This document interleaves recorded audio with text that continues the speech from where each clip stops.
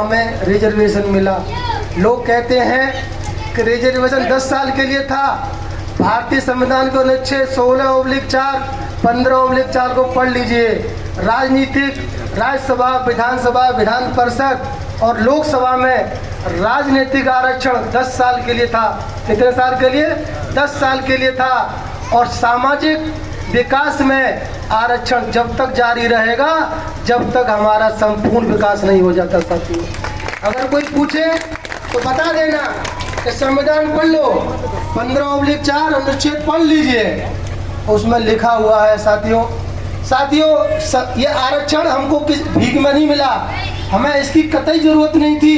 1930, 1931, 1932 में बाबा साहब लंदन बोलवे सम्मेलन में गए और वहाँ पर बाबा साहब ने बताया कि हमको अछूतों की तरफ बर्ताव किया जाता है। हमारे पानी अलग है, हमारा नल अलग है, हमारे कुआं अलग है।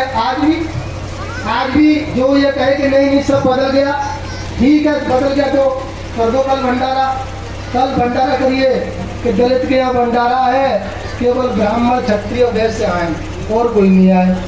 हमारी बहन बेटी खाना बनाएंगी, तुम बैठ के खाओ, हम भी देखें कितने तुम्हारा भेदभाव खत्म हो गया। आज भी आज़ादी को मिले हुए 70-75 साल हो गए।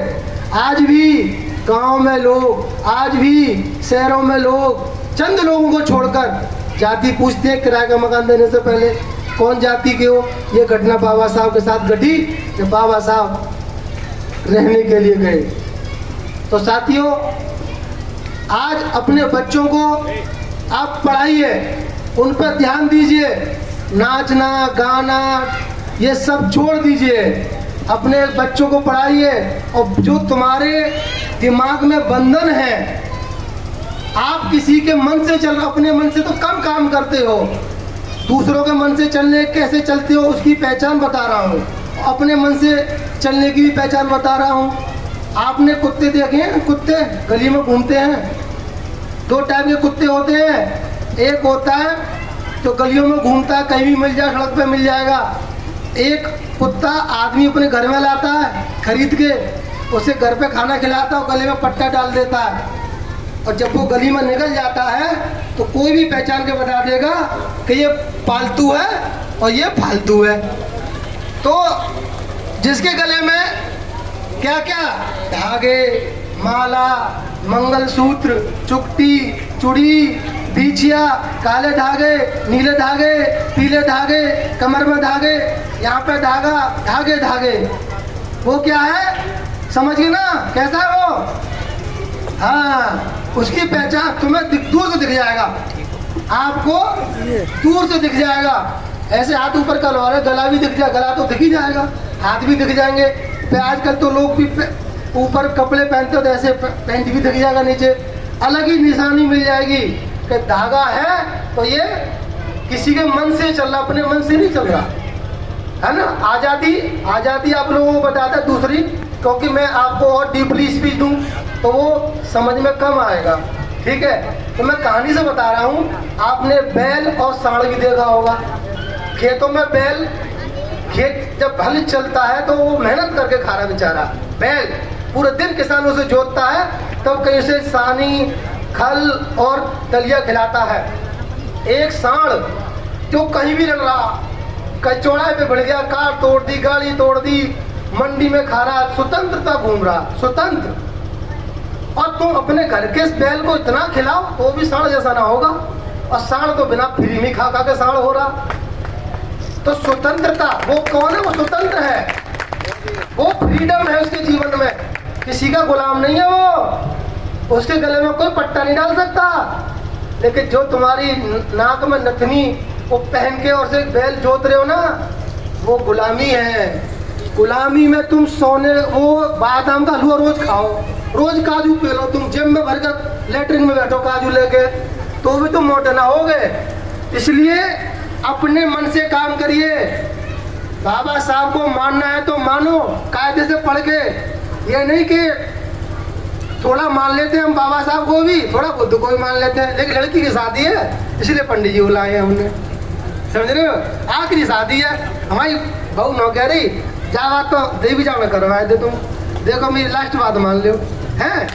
अब तुम कैसे भैया बाबा साहब को मानने वाले हो हैं? तुम देवी जाओ में करा रहे हो, तुम कथा भागवत करवा रहे हो। अरे भैया कौन मना कर रहा है? या तो तुम एक के दबराओ ना, आग या तो आग जला लो या धुआं कर लो। धुआं करने से आंखों फूट जाएंगी सब। सरकार भी आजकल गैस बांट रही है, क्योंकि धुआं करने से महिलाओं की आंखें फूट जाती थी, फूंकना।